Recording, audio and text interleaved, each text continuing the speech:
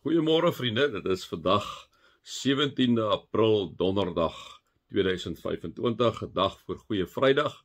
Ek hoop julle het 'n lekker dag en as julle 'n bietjie ry vandag na 'n plek toe om te gaan kamp of 'n bietjie vakansie gaan hou, ry asseblief veilig, kom veilig terug.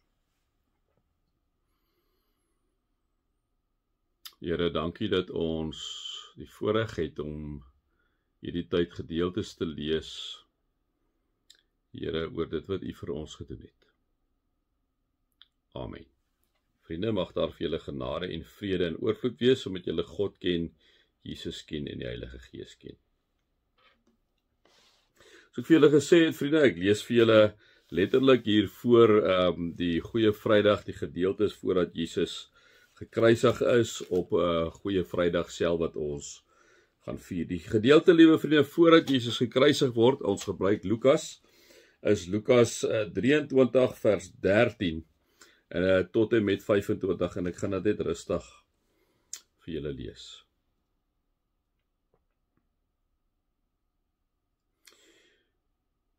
Daarna het Pilatus die priesterhoofde, die lede van die Joodse raad en die volk bymekaar geroep en vir hulle gesê: "Julle het hierdie man voor my gebring as 'n opreier van die volk.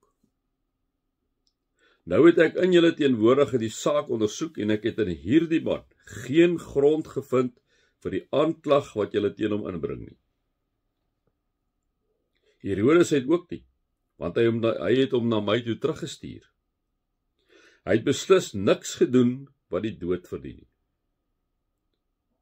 Ek sal hom dus laat gesel en dan laat loslaat." Jy gaan hom met daai stukkies wat ons aan daai gesel is, baie keer wat so die vleis uit jou uitdruk, daarmee is Jesus 'n gesel, so dit was nie ligte musiek nie. Maar soos een man het hulle geskree: "Weg met hom! Laat Barabbas vir ons los." Barabbas was in die tronk oor 'n opstand in die stad en oor moord.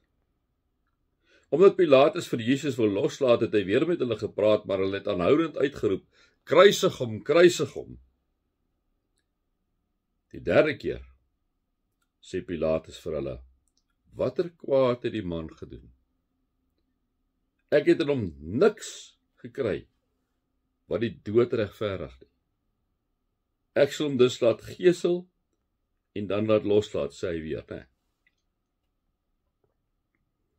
Hulle het egter met 'n harde geskreeu aangehou om te eis dat Jesus gekruisig moes word, en met hulle geskreeu het hulle die oorhand gekry. Pilatus het toe besluit dat hy aan hulle eis gaan voldoen.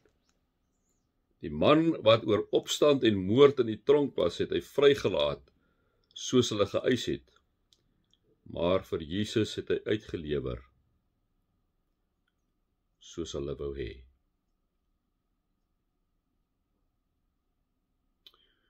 Vriende, julle kan miskien so klein drukkie net stil raak en oor hierdie gedeelte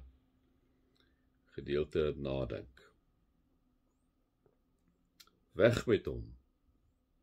Weg met hom. Laat Barabbas vir ons los. Kruisig. Kruisig hom.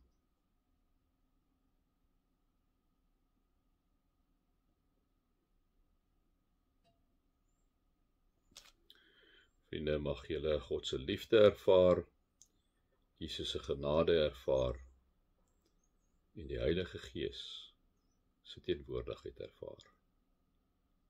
Amen.